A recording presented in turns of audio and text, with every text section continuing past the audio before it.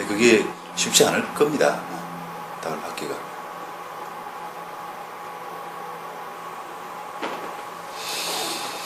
그러면은 동부한테 받기가 어려울 텐데 동부 입장에서는 냉정하게 보면은 그 준공이 됐을 때 그 토지주가 28억에 사고 오피스텔 두 채 정도 공매를 때리면 그 사람은 그 동부저축은 30억만 받으면 빠지는 거거든요.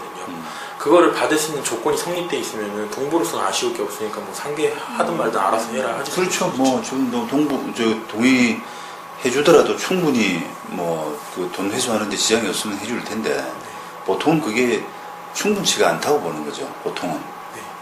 그래서 좀 그 허락하는데 머뭇거릴 거예요.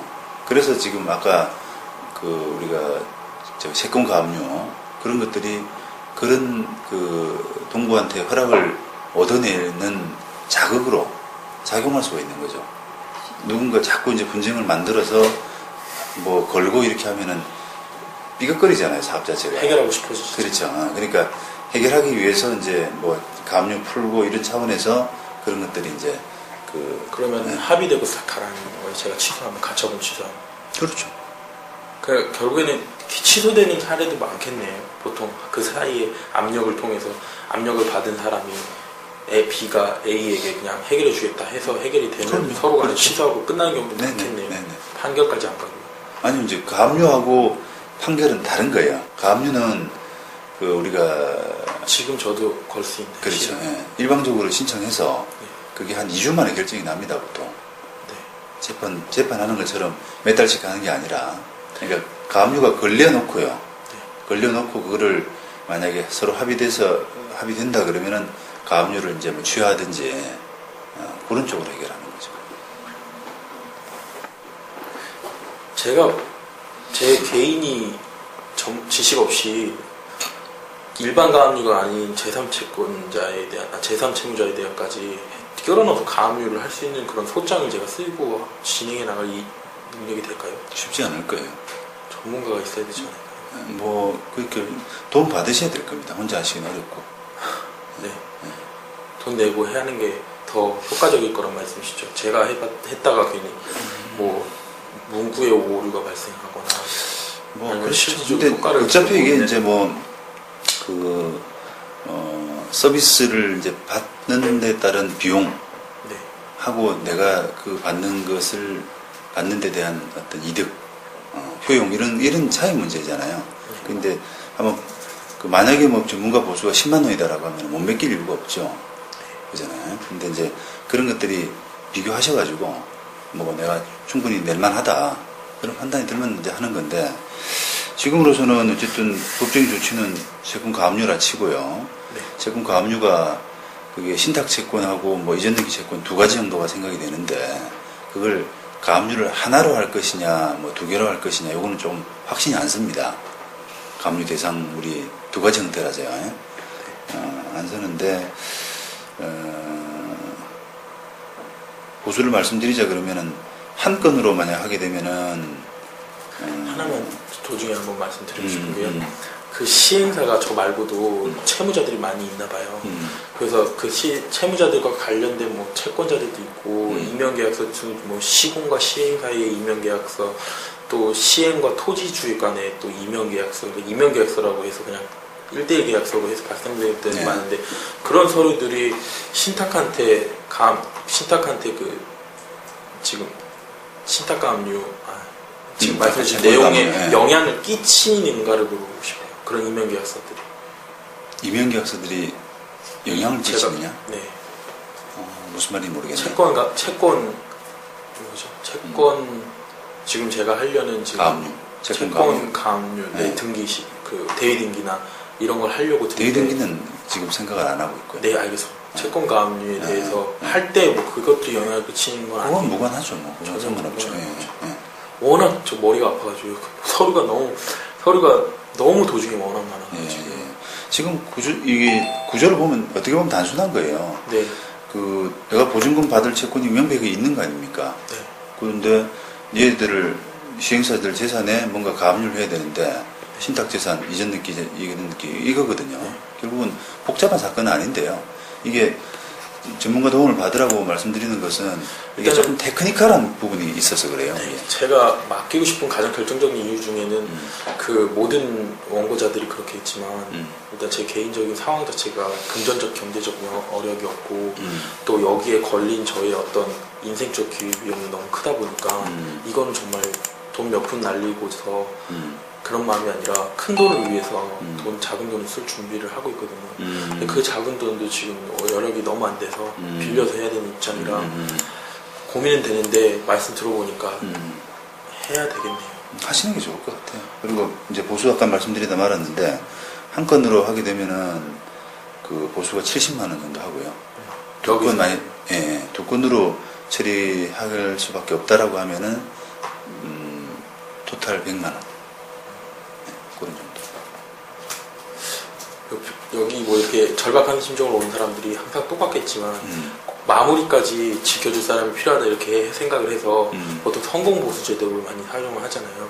그러니까 한번 활용을 했었는데 제가 어떤 변호사님이 부른 게 돈 제가 말한 제한치까지 돈 다 받아서 딱 계좌 입금까지 되는 것까지 뭐 착수금 500에 뭐 성공보수 500 해서 1000에 해달라고 그랬거든요. 근데 대부분 얘기하시기에도 그 정도 다 할 거라고 그렇게 얘기하는데 여기 온 것도 사실 그 성공보수 제도로 하면은 마음이야 편하겠지만 그렇게 하기에는 좀 돈도 너무 부담이 되고 착수금 자체도 안 깎아주더라고요. 착수금 자체도 이래 이제 업무 범위 문제인데요. 네. 제가 맡은 어쨌든 일은 지금 압류하는 거잖아요. 네. 세금 가압류. 네. 그 압류를 해내는 거를 제가 맡은 거죠. 네. 그러니까 성공이고 뭐고 없어요. 네. 이게 아주 돈 받는 일은 뭐 1년 뒤가 될 수가 있고 뭐 한참 지났을 될 수 있잖아요. 이거는 개인적으로 그냥 그래서 조언을 구하는 거거든요. 그러니까 금액 프라이스를 설정할 때 제가 좀 약간 위기의식 때문에 성공보수를 하는 게 합리적일까 아니면 좀 차분하게 내가 필요한 내용에 대해서만 수임하면서 조금씩 비용을 발생시켜나는 게 그게 오히려 다 하실 거예요. 그게. 근데 그 부자가 조금씩 해봐야 또 그것도 나중에 가압류한테도 또 돈 들고 또 나중에 또 할 때 돈 들고 나중에 또 할 때 또 절차가 많진 않아요. 더 이상. 그걸 해놓고 좀 기다려볼. 아까 뭐 물론 이제 지급 명령은 지금 하시는 걸로 예정했죠, 그죠? 네. 지급 명령은 뭐 하신다 그러면 10만 원 정도 하면 되겠네요. 지급 명령. 아 제가 안 하고요. 도와준다 그러면 저희 보수가 네. 지급 명령은 10만 원이고. 이덕기 변호사님이 그 무슨 변호사님께 가면은 엄청 셀 거라고. 되게 메이저 분이 부동산 쪽에 탑이라서 제가? 네, 그런 거 이런 거 맡겼다가는 네. 몇 천만 원씩 부르신다고. 그래. 그냥 농담삼아 농담이라고 마지막에 얘기하시고. 네. 근데 제가 뭐 좋은 많이 분이라고 하면 빨리 가서 만나보라고. 네, 많이 하는데 또 많이 하다 보니까 장점이 있어요. 그런 게 이게 저희들은 되게 숙달돼 있거든요. 일이 이런 일을 많이 해요. 그래서 이제 보수가 이제 싸지는 면이 있는데 그렇게 뭐 이제 좀 만족하신다 그러면 그렇게 계약을 하시고. 채권 그럼 이제 끝내고 마지막으로 하나만 갈 필요는 없어요. 이제 끝내도 돼. 네 이제 끝내고요. 저거 그 수익 여부는 좀 이따 말씀드리고 하나 좀 궁금한 게 7천만 원을 안 받고 8월 13일경에 좀 강제 퇴거를 당했잖아요. 근데 7천만 원을 못 받았잖아요. 그럼 그 사이에 받은 기간 이자를 제가 받아야 되지 않나요? 7천에 그렇죠. 대한 기간 이자. 왜냐면 저는 시행사가 우리 맞아요. 네. 맞아요. 이자를 받아야 돼요. 그게 기간 이자가 필요하다는 생각이 들고요. 그 비용도 넣어야 되고 확약서에 보면은 발생한 제 2차적이 뭐 이사 비용, 점거 회송 비용 저걸 넣고 저기서 합의했는데 7천과 저 합의 내용 그리고 기간 이자를 받는데 개인적으로는 욕심은 안 냈지만 와이프는 우리 이렇게 힘든데 우리 뭐 정신적 피해 보상도 요청해야 되는 거 아니냐 그 소리까지 하더라고요. 정신적 피해는 안 됩니다. 네, 그래서 제도가. 저는 그랬어요. 그런 것까지 하면은 오히려 저쪽 돋궈가지고 저쪽도 끝장내려고 그럴 거라고 우리가 도의적으로 할 것만 하자. 우리 괜히 우리도 저런 사람들처럼 되지 말자. 우린 받을 것만 받자라고 했거든요. 근데 기간의 이자는 되게 당위적이지 않나. 그래요. 맞는 것 같은데요. 저희들이 이제 하게 되면은 뭐 그런 부분에 대해서도 다 청구를 할 수 있는 부분을 다 해드릴 텐데 이제 거시적으로 보자 그러면은 이런 지금 상태의 그 상황에서는 이자 따지고 할 만한 계제가 잘 안 돼요, 사실. 시행사가 부실하기 때문에. 네. 원금을 받을지 못 받을지가 저도 그 마음입니다. 그러니까 7천만 받아도 7천 어. 안 되면 솔직히 한 5천 언저리만 받아도 일차적으로 그것만 받아도 맞아요. 왜냐면 제가 너무 대출에 와이프도 그렇고 저도 그렇고 지금 신용이 너무 깎여서 와이프 신용 불량 수준까지 갔거든요. 대출 안 되면 불량이잖아요. 그러니까 신용 불량자가 지금 돼가지고 이렇게 될 줄도 몰랐는데 이거 한순간에 이렇게 불량자가 되니까 너무 허탈해서 진짜 요것만 풀자. 왜 그런 이유 중에 하나는 제일 큰 건 저거였습니다. 시행사가 개인의 이름으로 기업 대출을 넣고 전 그런 구조가 있는지 몰랐는데 제 대출인지 아닌 줄 알았는데 시행사가 대납을 해주지 않습니까? 중도 2차, 3차에 대해서 완료가 될 때까지 완료 이후엔 저한테 치환돼주고 그 전에는 시행사가 내왔는데 시행사가 낼 능력이 없으니까 우리은행에서 저한테 내라고 해버리더라고요. 개개인한테. 그 돈을 한 달에 몇 번씩 내서 지금 거의 1년에 거의 지금 1,000만 원 가까이로 이자를 내고 있어요. 6천에 대한 이자를. 그러니까 그거에 완전히 나가버리는 거예요. 그러고서 변호사 비용, 수분양자 집단에서 변호사 비용 내라, 추가 비용 260씩 더 걷어라 하면 그때마다 사채 비익을 내고 뭐 카드 쓰고 연체하고 그러다 보니까 정말 끝까지 가는 거죠. 이게 이제 부동산 분양을 좀 잘 못 받게 되면은 참 뭐 인생이 큰 변화가 한순간에 와요. 가더라고요. 네, 큰 변화가 와요. 그래, 이렇게 마무리해야 되겠네요. 지금 기다리고 계셨어요. 그래. 자, 네. 한번 생각해 보시고 연락 주세요.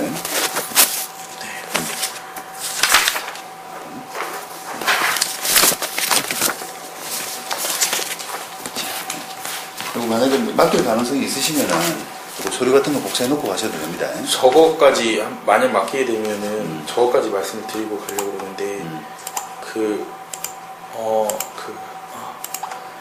맥락은 되게 잘 잡았어요. 네. 그게 된다고 말씀을 일단 될 가능성이 그게 가장 효율적이니까 일단 그 문제 해야 된다 해서 두 개를 잡으면 두 개가 뭔지에 대해서는 또 저도 지금 이해가 약간 안 되는데 두 개를 잡음과 동시에 그 비즈니스적인 문제도 같이 가는 게 어떤가 싶어서요. 다자간 협약들한테 협약서 내용에서는 불충분할지 모르지만 그건 당연히 그런 해지도 하겠다라는 네. 압력도 같이 넣어서 세 가지 방법을 같이 그렇죠. 동시에 그렇죠. 발효시키는 게 네, 맞지 네, 않을까 네. 싶어요. 그래요. 가능합니다. 네. 올바른 방법이에요, 그게. 네, 변호사님께 하게 되더라도 네, 그 네. 세 가지 방법을 한꺼번에 가는 게 그렇죠. 예.